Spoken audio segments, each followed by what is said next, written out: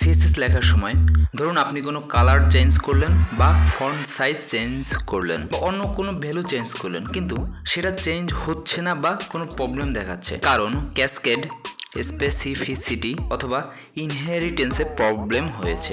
সেটা এখন ঠিক করতে হবে। ঠিক করার আগে আপনাকে এই তিনটি জিনিস ভালোভাবে বুঝতে হবে। তো চলুন আগে বুঝি।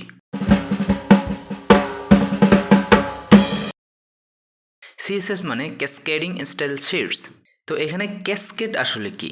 সংক্ষেপে ক্যাসকেড মানে হচ্ছে সিএসএস এর রুলগুলো অর্ডার মেনটেন করে অ্যাপ্লাই হবে। আর বিস্তারিত যদি বলি তাহলে দুটি সমান অ্যাপ্লাইড রুলের মধ্যে যে রুলটা সবার লাস্টে থাকবে সেটা অ্যাপ্লাই হবে। চলুন আমরা উদাহরণের সাহায্যে বোঝার চেষ্টা করি। তো এখানে আমরা একটি HTML ফাইল ওপেন করে রেখেছি। তো আমরা এবার হেডিং নিই, দিস ইজ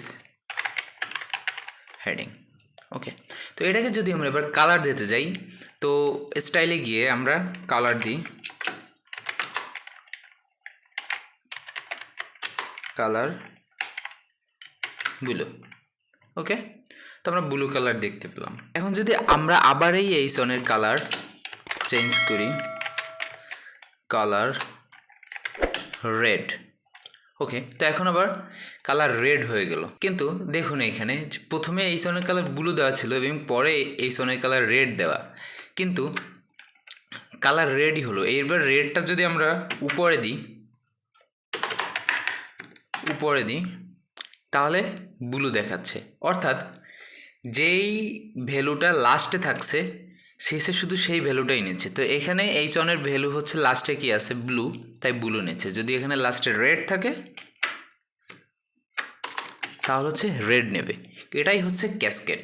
আচ্ছা, ধরুন এবারে আমরা এখানে একটা ক্লাস নিই, এইসন। ওকে, তাহলে আমাদের কি কালার রইলো, ব্লু। Class in এইসন। এবারে এটার কালার দিই হচ্ছে রেড।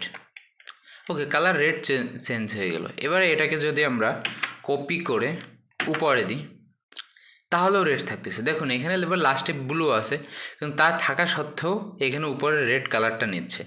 কেন নিচ্ছে? প্রথম এখানেই হচ্ছে স্পেসিফিসিটি ব্যাপারটা আসবে, কিন্তু তার আগে দেখুন এই দুইটা কিন্তু এক না। ক্যাসকেড তখনই অ্যাপ্লাই হবে যখন সেম রুল থাকবে, যে এইসন এবং এইসনের কালার ব্লু, এইসনের কালার রেড, তখন সে যেটা লাস্টে থাকবে সেই কালারটা নেবে। কিন্তু এখানে কিন্তু দুইটা ডিফারেন্ট। এইসন যেটা হচ্ছে এলিমেন্ট আর এটা হচ্ছে ক্লাস, তো সেক্ষেত্রে এখন ক্লাসেরটা নিচ্ছে কালার।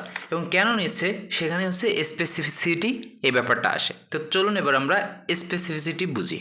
স্পেসিফিসিটি হচ্ছে একটা অ্যালগরিদমিক সিস্টেম যেটা ব্রাউজার ব্যবহার করে, এবং এর মাধ্যমে ব্রাউজার ডিসিশন নেয় যে কোন প্রপার্টি ভ্যালুটা অ্যাপ্লাই হবে এবং কোনটা হবে না।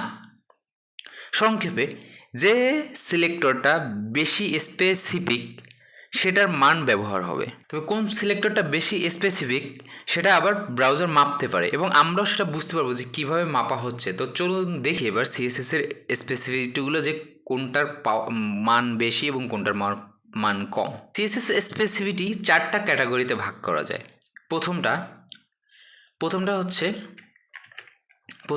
ইনলাইন স্টাইল, এবং দ্বিতীয়টা হচ্ছে আইডি বা সিলেক্টর, তৃতীয় হচ্ছে ক্লাসেস, অ্যাট্রিবিউট অ্যান্ড পেসিডো ক্লাস, এবং 4 নম্বরটা হচ্ছে এলিমেন্টস অ্যান্ড পেসিডো এলিমেন্টস। আচ্ছা, স্পেসিফিসিটির মান হচ্ছে 0 থেকে 1000 পর্যন্ত। যদি কোনো স্টাইল ইনলাইন স্টাইলে করা হয় তাহলে তার মান হচ্ছে 1000, এবং যদি কোনো স্টাইল আইডির মাধ্যমে করা হয় তাহলে তার মান হচ্ছে 100, এবং সেটা যদি কোনো ক্লাসের মাধ্যমে করা হয় তাহলে মান হচ্ছে 10, এবং যদি এলিমেন্টস এবং পেসিডো এলিমেন্টের সাথে করা হয় তাহলে তার মান হচ্ছে 1। এবার আমরা স্পেসিফিটি দেখার চেষ্টা করি। এই যে এইসন আমরা একটা ক্লাস নেওয়া আছে, এবং এইখানে আমরা একটা আইডি নিই। ওকে, আইডি।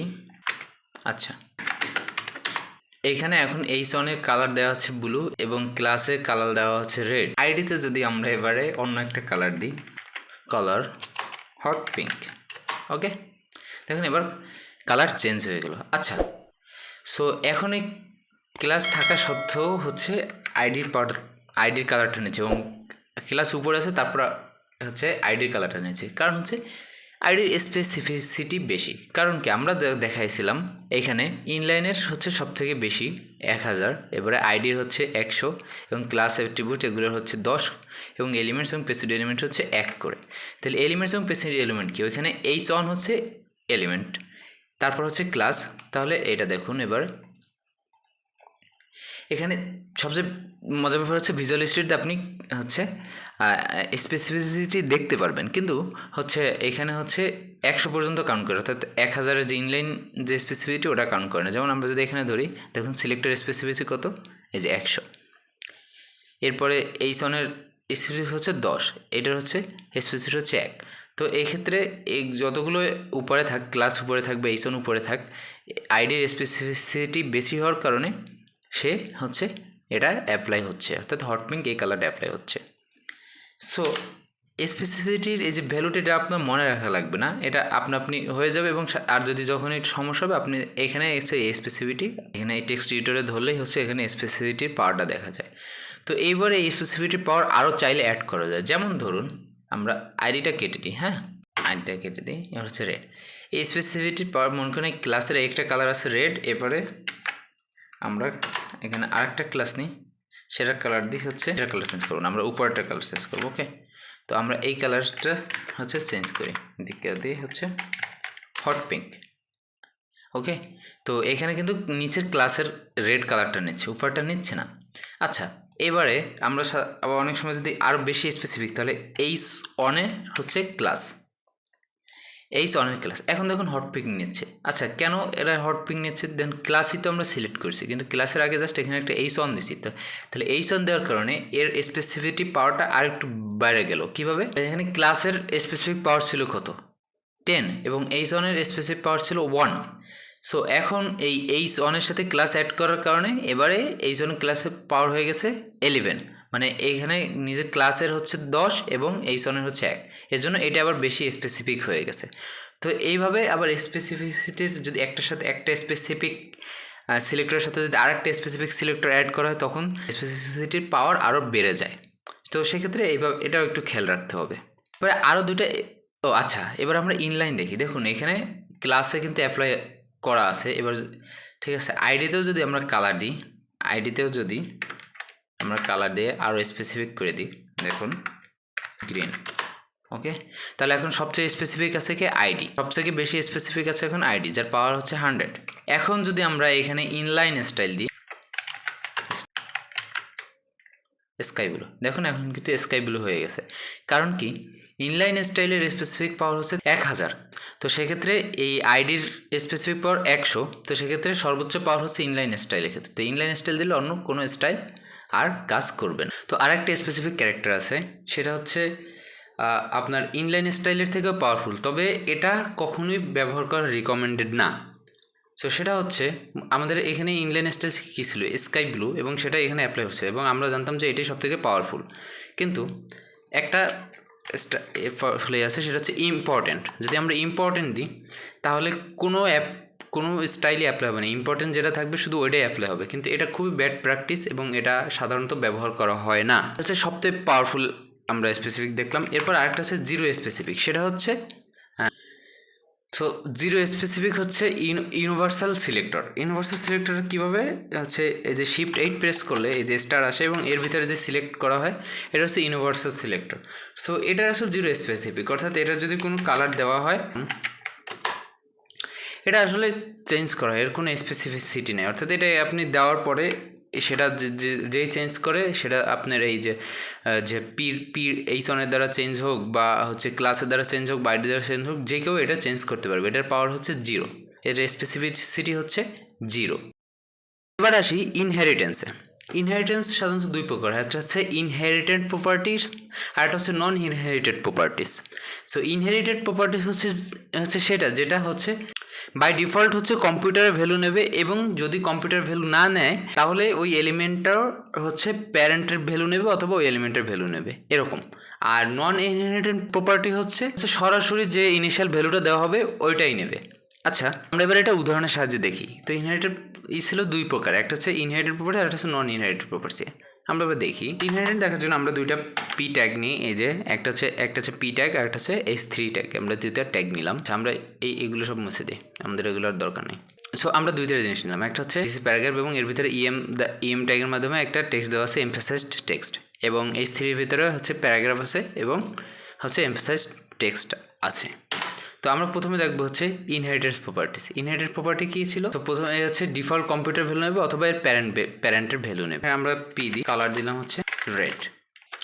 আমরা যখন পি এর কালার রেড দিলাম তাহলে আমরা কি, আমরা শুধু পি ট্যাগের কালার রেড দিয়েছি, আমরা কিন্তু এই এমফাসাইজড এই ট্যাগটা কিন্তু আমরা সিলেক্ট করি না, এই এলিমেন্ট আমরা সিলেক্ট করি নাই, কিন্তু তারপরেও এর কালার কিন্তু এখানে চেঞ্জ হয়ে রেড হয়ে গেছে।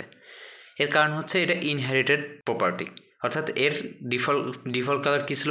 ব্ল্যাক নেবে, আর যদি ডিফল্ট না থাকে তাহলে হচ্ছে সে প্যারেন্টের যে ভ্যালু আছে ওইটা নেবে। নন হেরিটেড প্রপার্টিতে কী হয়? নন হেরিটেড প্রপার্টিতে হয় দেখুন একটা জিনিস, সেটা হচ্ছে আমরা সেম জিনিসই অ্যাপ্লাই করি। ওকে, তাহলে মনে করুন আমরা এই পিতেই অ্যাপ্লাই করি, আমাদের S3টার দরকার নেই, তাহলে বুঝতে একটু সুবিধা হবে।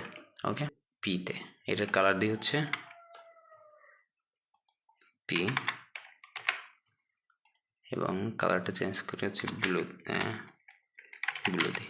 ওকে, আচ্ছা দেখুন তাহলে 2px বর্ডার সলিড ব্লু। তাহলে এইখানে এই যে কালার যখন দিলাম তখন হচ্ছে প্যারাগ্রাফের কালার চেঞ্জ হলো এবং এমফাসাইজ যে ওয়ার্ডটা সেটার কালার চেঞ্জ হয়ে হচ্ছে রেড হয়ে গেল। ডিফল্ট কালার কী ছিল? ব্ল্যাক।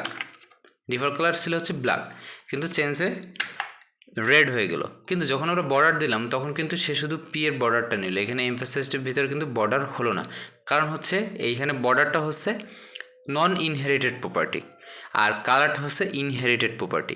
সো ইনহেরিটেড প্রপার্টির ক্ষেত্রে সে হচ্ছে তার ইনিশিয়াল ভ্যালু নেবে, আর যদি ইনিশিয়াল ভ্যালু না থাকে তাহলে হচ্ছে কি সে তার প্যারেন্টের ভ্যালু নেবে। তাহলে এখানে এর জন্য এই যে এর প্যারেন্টকে হচ্ছে পি, তাই সে প্যারেন্টের যে কালার ওইটাই নেছে। কিন্তু নন ইনহেরিটেড প্রপার্টির ক্ষেত্রে সে আলাদাভাবে সিলেক্ট করতে হবে। যেমন আমি যদি এখন এর ক্ষেত্রে আবার বর্ডার দিই,